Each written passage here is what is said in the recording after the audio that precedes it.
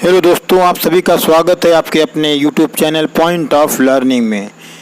जैसा कि हम इतिहास की MCQ सीरीज़ के प्रश्नोत्तर को लगातार पढ़ रहे हैं, जिसमें हम अब तक के 8 पार्ट या इसके 8 हिस्से पढ़ चुके हैं, जिनमें हमारा पहला हड़प्पा या सिंधु घाटी सभ्यता था के प्रश्नोत्तर थे।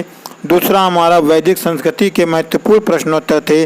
उसके बाद में महाजनपद काल, फिर धार्मिक आंदोलन, मौर्य काल और फिर मौर्योत्तर काल, संगम काल, और जो हमारा इसके बाद हमने पढ़ा वो गुप्त काल था।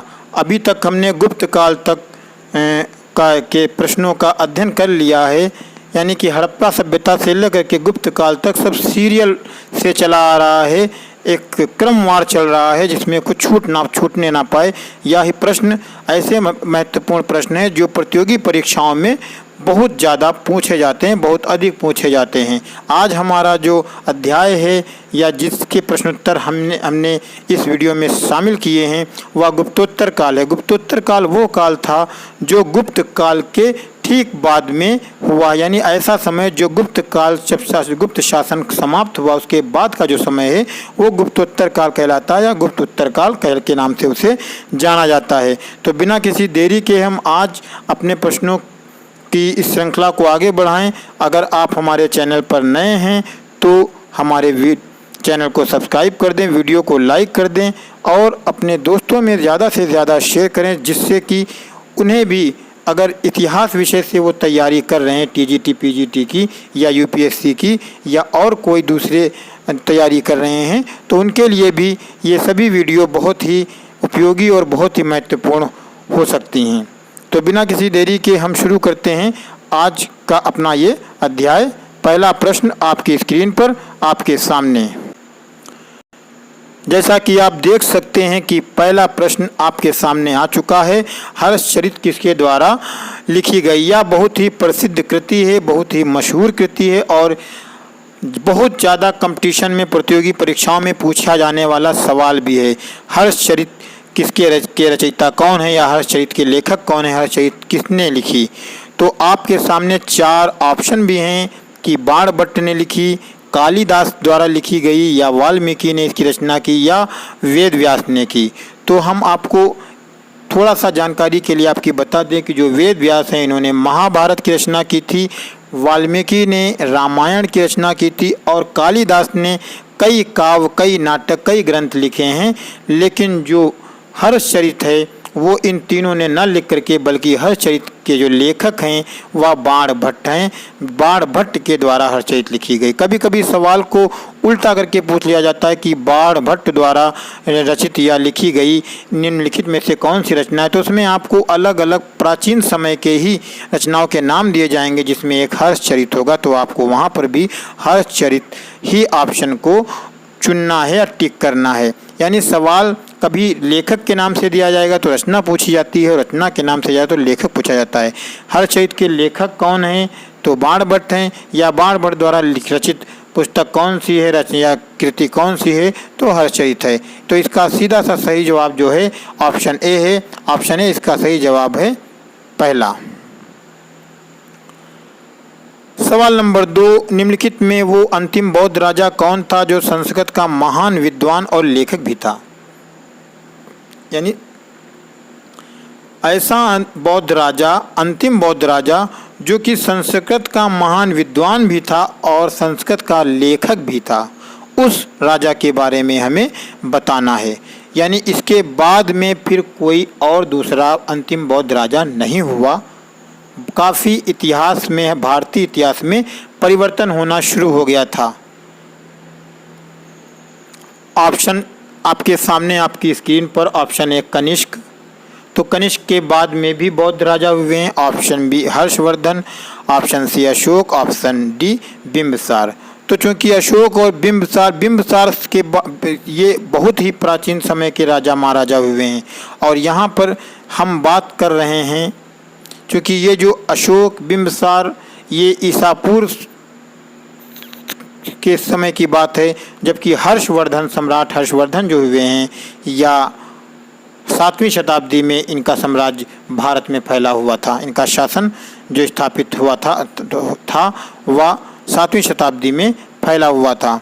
तो इस हिसाब से अगर हम देखें तो चूँकि अंतिम राजा के बारे में पूछा जा रहा है तो वह सम्राट या शासक जो था या राजा जो था हर्षवर्धन थे। हर्षवर्धन ही वो अंतिम बौद्ध राजा थे जो संस्कृत और के महान विद्वान भी थे और लेखक भी थे। इसका ऑप्शन भी सही जवाब है। आगे बढ़ते हैं। कौन वर्धन वंश की राजधानी थानेश्वर से कन्नौज ले गया?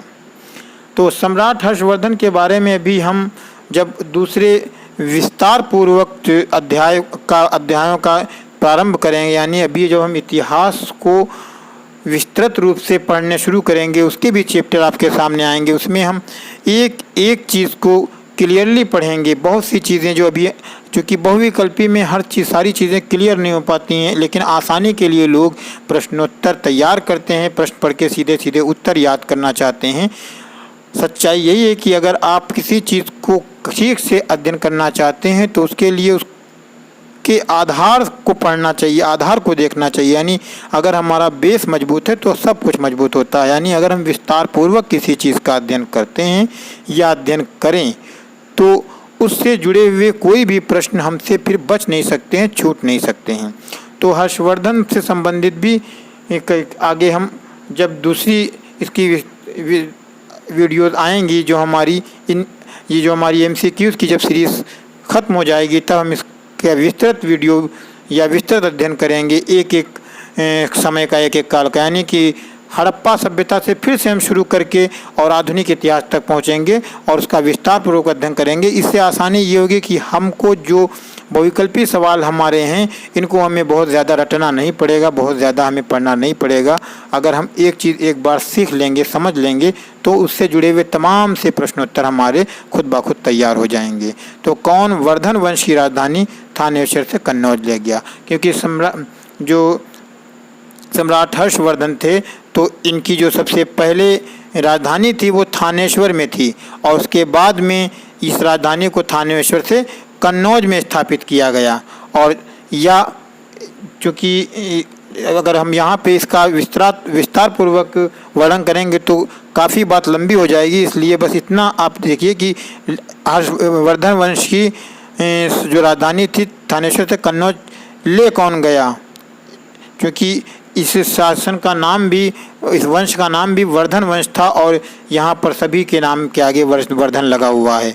तो हर्षवर्धन ही वो शासक थे जो अपनी राजधानी थानेश्वर से कन्नौज ले गए थे। ऑप्शन इसका सी सही जवाब है। हर्षवर्धन ने 600 ईस्वी में हर्ष संवत की स्थापना किस उपलक्ष्य में की थी? पूर्वी भारत की विजय के उपलक्ष्य में, सिंध विजय के उपलक्ष्य में, कन्नौज पर अधिकार करने के उपलक्ष्य में, अपने राज्यारोहण के उपलक्ष्य में।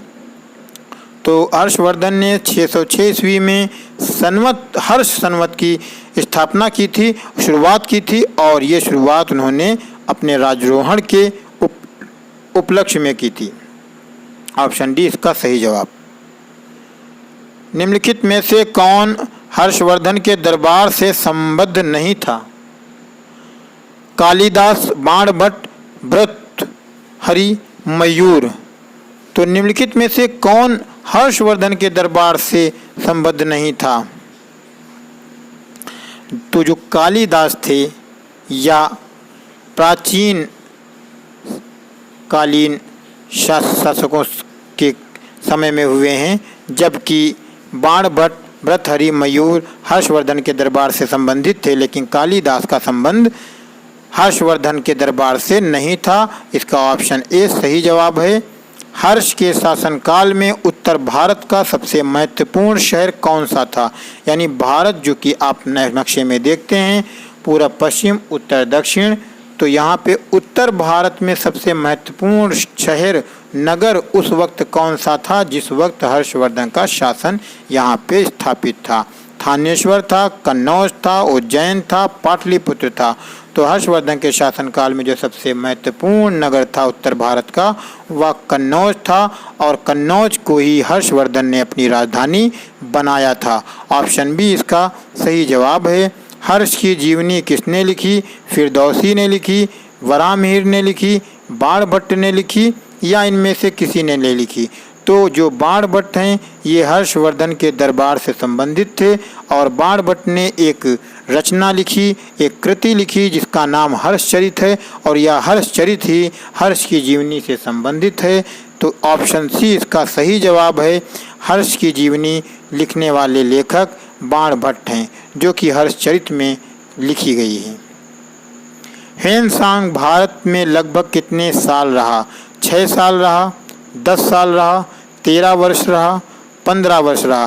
तो ह्वेनसांग एक चीनी यात्री था जो सम्राट हर्षवर्धन के शासनकाल में भारत आया था और वह सम्राट हर्षवर्धन के समय में इनके दरबार में भी काफ़ी समय तक रहा।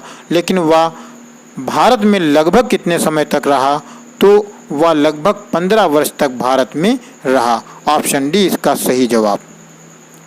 किस चीनी यात्री को वर्तमान शाक्य मुनि एवं यात्रियों में राजकुमार कहा जाता है? यानी वो कौन सा चीनी यात्री था इसको वर्तमान शाक्य मुनि एवं यात्रियों में राजकुमार कहा जाता है? वो ह्वेनसांग था जिसे वर्तमान शाक्य मुनि एवं यात्रियों में राजकुमार के नाम से जाना जाता है। ऑप्शन ए इसका सही जवाब। थानेश्वर में वर्धन वंश पुष्यभूत वंश की स्थापना किसने की? नरवर्धन ने, पुष्यभूतवर्धन ने, राज्यवर्धन ने, आदित्यवर्धन ने? तो थानेश्वर में वर्धन वंश यानी कि पुष्यभूत वंश की स्थापना पुष्यभूतवर्धन ने की थी। ऑप्शन बी इसका सही जवाब है। हर्षवर्धन अपनी धार्मिक सभा कहाँ किया करते थे? पेशावर में, वाराणसी में, प्रयाग में, मथुरा में? तो यह बहुत प्रसिद्ध है कि हर्षवर्धन हर साल या प्रत्येक वर्ष प्रयाग में अपनी सभा किया करते थे। तो इसका तीसरा ऑप्शन सही हो जाता है, ऑप्शन सी प्रयाग। हर्षवर्धन अपनी धार्मिक सभा प्रयाग में किया करते थे। अगले सवाल की तरफ, सवाल नंबर 12 जो कि आपके सामने, वर्धन वंश की राजधानी थानेश्वर किस प्रदेश में स्थित है? बहुत ही महत्वपूर्ण सवाल है। उत्तर प्रदेश में स्थित है, मध्य प्रदेश में स्थित है, बिहार में स्थित है या फिर हरियाणा में स्थित है? तो वर्धन वंश की जो राजधानी वर्धन वंश की जो पहली राजधानी थी वो थानेश्वर थी और जो बाद में हर्षवर्धन ने परिवर्तित की वो कन्नौज की थी। तो जो थानेश्वर था वो किस राज्य में है? हरियाणा राज्य में। ऑप्शन डी इसका सही जवाब। अगला सवाल, ह्वेनसांग के सम्मानार्थ एवं महायान धर्म के प्रचारार्थ हर्षवर्धन ने कहाँ महासभा का आयोजन 643 ईस्वी में करवाया था? कन्नौज में, थानेश्वर में, प्रयाग में, उज्जैन में? तो जो ये आयोजन सम्राट हर्षवर्धन ने महासभा का आयोजन 643 ईस्वी में करवाया था वो कन्नौज में करवाया था। ऑप्शन ए इसका सही जवाब है। कुंभ मेला को प्रारंभ करने का श्रेय किसे दिया जाता है? यानी जो कुंभ मेले की शुरुआत हुई इसका श्रेय किसे दिया जाता है? सम्राट अशोक को, हर्षवर्धन को, चंद्रगुप्त विक्रमादित्य को या इनमें से किसी को नहीं? तो कुंभ मेले को प्रारंभ करने का श्रेय सम्राट हर्षवर्धन को दिया जाता है। इसका सही जवाब ऑप्शन बी। हर्षवर्धन की बहन राजश्री का विवाह किसके साथ हुआ था? मैत्रक नरेश भट्टारक के साथ, वाकाटक नरेश विद्याशक्ति के साथ, मोखरी नरेश ग्रहवर्मा से या शक शासक रुद्रवर्मन से? तो हर्षवर्धन की बहन राजश्री का जो विवाह हुआ था वह मोखरी नरेश ग्रहवर्मा से हुआ था। ऑप्शन सी इसका सही जवाब है। सवाल नंबर 16, निम्नलिखित में किसने नालंदा विश्वविद्यालय को 100 ग्रामों की आय दान स्वरूप दिए? यानी नालंदा विश्वविद्यालय को 100 गाँव की जो आमदनी थी वो दान में दी जाती थी, ऐसा किसने किया था? चंद्रगुप्त मौर्य ने किया था, चंद्रगुप्त प्रथम ने किया था, चंद्रगुप्त द्वितीय ने किया था या हर्षवर्धन ने किया था? तो सीधी सी बात है, ये पूरा का पूरा जो अध्याय या चैप्टर है वो गुप्तोत्तर काल से जुड़ा हुआ है और गुप्तोत्तर काल का मतलब ही सीधा सा ये है कि जब गुप्त काल समाप्त हुआ तब वर्धन वंश की स्थापना होती है और वर्धन वंश के जो सबसे शक्तिशाली या योग्य कुशल शासक जो हुए हैं वह हर्षवर्धन हुए हैं।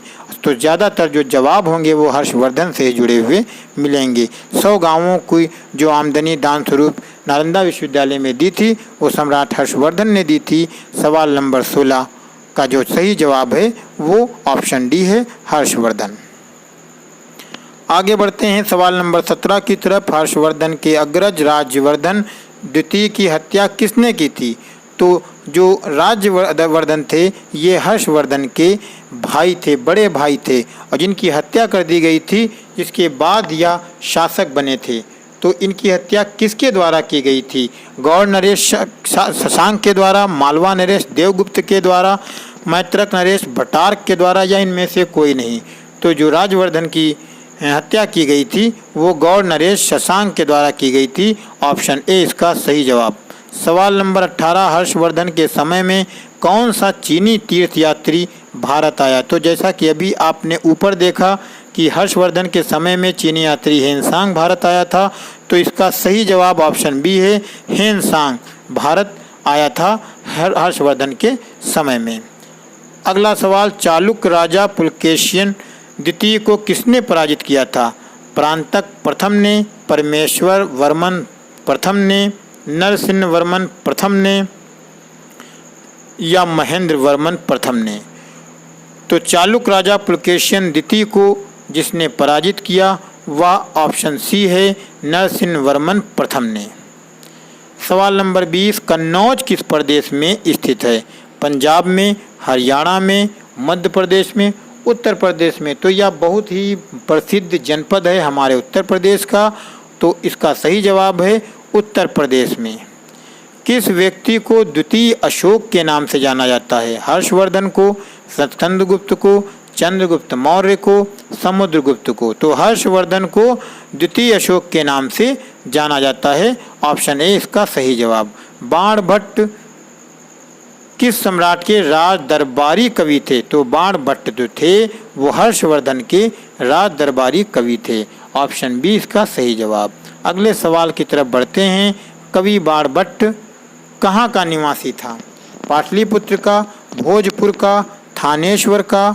इनमें से कोई नहीं। तो जो कवि बाणभट्ट थे वो निवासी कहाँ के थे? वो थानेश्वर के निवासी थे। ऑप्शन सी इसका सही जवाब है। सवाल नंबर 24 आपके सामने, नागानंद का रचनाकार कौन था?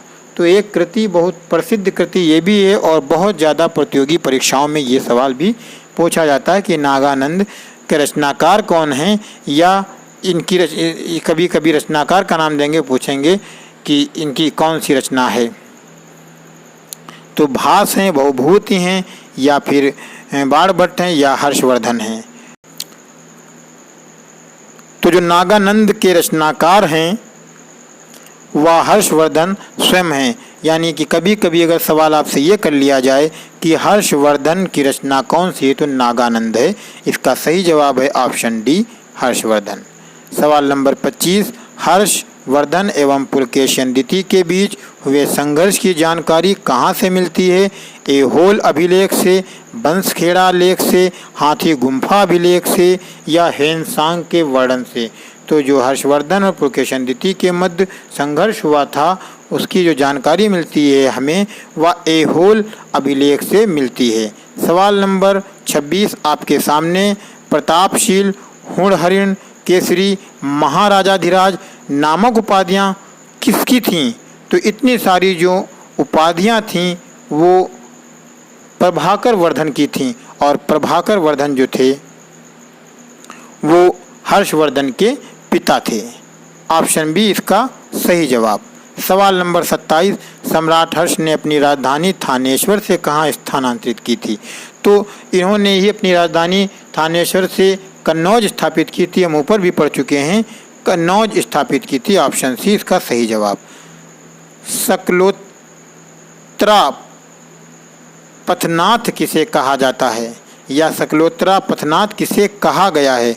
राज्यवर्धन को कहा गया, प्रभाकर वर्धन को कहा गया, कनिष्क को कहा गया, या हर्षवर्धन को कहा गया? तो ऑप्शन डी इसका सही जवाब है। सकलोत्रा पथनाथ जिसे कहा गया वो हर्षवर्धन है। अगला सवाल आपके सामने, सवाल नंबर 29, हेनसांग ने किसे शीलादित्य कहा है? हर्षवर्धन को, अशोक को, चंद्रगुप्त द्वितीय को, चंद्रगुप्त मौर्य को? तो चूंकि हेनसांग जब भारत आया तो ना वो अशोक का शासनकाल था, ना वो चंद्रगुप्त द्वितीय का शासनकाल था, ना ही चंद्रगुप्त मौर्य का शासनकाल था। हेनसांग जब भारत आया तो वो हर्षवर्धन के शासनकाल में आया। तो उसने हर्षवर्धन को ही ये कहा कि उसने शिलादित्य जो कहा वो हर्षवर्धन को कहा। ऑप्शन है इसका सही जवाब। गुर्जरों को किस शासक ने पराजित किया? शशांक ने, हर्षवर्धन ने, राजवर्धन ने, प्रभाकर वर्धन ने। गुर्जरों को हर्षवर्धन द्वारा पराजित किया गया। ऑप्शन बी इसका सही जवाब है। सवाल नंबर 31 आपकी स्क्रीन पर आपके सामने। गुप्त वंश के ह्रास के पश्चात उत्तर भारत में बड़े भाग का पुनर्गठन किसने किया? ह्रास का मतलब है गुप्त वंश के पतन के बाद भारत के बड़े भाग का पुनर्गठन जिसने किया, यानी बहुत बड़े भाग के कई भागों को मिला करके उसने संगठित किया। वो किसके द्वारा किया गया? चालुक्यों के द्वारा, राजपूतों के द्वारा, हर्षवर्धन के द्वारा, शकों के द्वारा। तो ऑप्शन सी इसका सही जवाब है। हर्षवर्धन के द्वारा उत्तर भारत के बड़े भाग का पुनर्गठन किया गया। सवाल नंबर 32 बंगाल का कौन सा शासक हर्ष का समकालीन था? भास्कर वर्मा, पुलकेशिन द्वितीय, ध्रुवसेन, शशांक। तो बंगाल का जो शासक हर्ष का समकालीन था वो शशांक था। ऑप्शन डी इसका सही जवाब है। हर्षवर्धन के विजयी जीवन में एकमात्र पराजय देने वाला पुलकेशिन द्वितीय कहाँ का शासक था? ऑप्शन ए वातापी बादामी का, कल्याणी का, वेंगी का, तंजौर का। तो जो पुलकेशिन द्वितीय था वो वातापी या बादामी का शासक था जिसने हर्षवर्धन को पराजित किया था। ऑप्शन ए इसका सही जवाब। सवाल नंबर 34 641 ईस्वी में किसने चीन के राजा ताइत्सुंग के पास एक राजदूत भेजा? प्रभाकर वर्धन ने, हर्षवर्धन ने, राज्यवर्धन ने, आदित्यवर्धन ने। तो 641 का जो समय था उस समय हर्षवर्धन का शासनकाल था। हर्षवर्धन उस समय के शासक थे।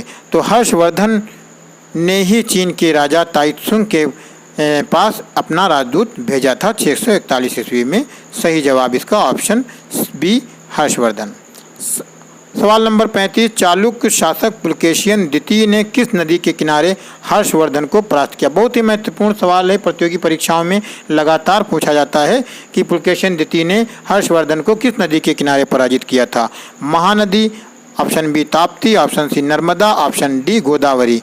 तो हर्षवर्धन को जिस नदी के किनारे पुलकेशिन द्वितीय के द्वारा पराजित किया गया वह नर्मदा नदी है। ऑप्शन सी इसका सही जवाब। सवाल नंबर 36 आपके सामने सकलोत्तरा पथनाथ किसे कहा गया? तो यह जवाब सवाल अभी हमारे सामने ऊपर भी आ चुका है। हर्षवर्धन को कहा गया है। ऑप्शन डी इसका सही जवाब। आगे बढ़ते हैं। सवाल नंबर 37 दक्षिण भारत के संदर्भ में एरीपत्ती का क्या अर्थ है? यानी एरीपत्ती किसे कहा जाता है दक्षिण भारत के संदर्भ में? दक्षिण भारत में एरीपत्ती किसे कहा जाता है? जलाशय की भूमि को, चारागाह की भूमि को, जंगली भूमि को, इनमें से कोई नहीं। तो जलाशय की भूमि को दक्षिण भारत के संदर्भ में एरीपत्ती कहा जाता है। ऑप्शन है इसका सही जवाब। मौखरी शासकों की राजधानी कहाँ थी? थानेश्वर में थी, कन्नौज में थी, पुरुषपुर में थी या इनमें से कहीं नहीं थी? तो मौखरी शासकों की जो राजधानी थी वो कन्नौज थी। और इसी वजह से जब कन्नौज मौखरी शासकों की राजधानी थी, कन्नौज में ही सम्राट हर्षवर्धन की बहन राजश्री का विवाह हुआ था वहाँ के राजा से। लेकिन जब राजश्री के पति की हत्या कर दी जाती है और वह अकेली पड़ जाती है, तब सम्राट हर्षवर्धन अपनी बहन के प्रेम के कारण अपनी राजधानी थानेश्वर से कन्नौज स्थानांतरित कर देते हैं और अपना शासन कन्नौज से चलाना शुरू करते हैं। तो मौखरी जो शासकों की राजधानी थी वो कन्नौज थी। ऑप्शन बी इसका सही जवाब है। सही जवाब है। दोस्तों इसी के साथ में हमारे जो गुप्तोत्तर काल के महत्वपूर्ण प्रश्नोत्तर थे जो कि प्रतियोगी परीक्षाओं में लगातार पूछे जाते हैं, जो कि सम्राट हर्षवर्धन का शासनकाल है और सम्राट हर्षवर्धन के समय के सभी महत्वपूर्ण कमोबेश जो सवाल परीक्षाओं में पूछे जाते हैं वो हमने आपके सामने इस वीडियो के माध्यम से आप तक पहुंचा दिए हैं। आप इनको लगातार कंटिन्यू पढ़िए और इनका अध्ययन कीजिए। आपको वीडियो कैसी लगी हमें कमेंट बॉक्स में ज़रूर बताइए। इसके साथ ही आपको हम बता दें आपकी जानकारी कि जब हमारे इतिहास की सीरीज समाप्त हो जाएगी MCQs की इस तरीके की, तो इसके ठीक बाद में हम राजनीति शास्त्र की MCQs की सीरीज को स्टार्ट करेंगे और इतिहास का हम जो शुरुआत करेंगे इतिहास की, वह हम विस्तार पूर्वक वीडियोस के माध्यम से शुरू करेंगे। उसमें हम विस्तृत अध्ययन करेंगे और MCQs का जो सिलसिला हमारा है वो एक के बाद नए तरीके से आपके सामने आता रहेगा। जब इस तरीके की सीरीज हमारी समाप्त होगी उसके बाद में हम राजनीति शास्त्र की सीरीज शुरू करेंगे और इसके बाद में हम फिर से एक बार एक बड़े संग्रह के रूप में MCQs लेकर के आपके सामने दूसरे वीडियो के माध्यम से आएंगे। आप इनका अध्ययन करते रहिए। वीडियो आपको कैसी लगी आप हमें बताइए। आप और हमारे चैनल पॉइंट ऑफ लर्निंग को सब्सक्राइब जरूर कर दें, बेल आइकन दबा दें, जिससे हमारी आने वाली सभी वीडियोस की नोटिफिकेशन आप तक पहुंचती रहे। वीडियो को लाइक करें, दोस्तों में ज़्यादा से ज़्यादा शेयर करें। बने रहें हमारे साथ, देखते रहें पॉइंट ऑफ लर्निंग।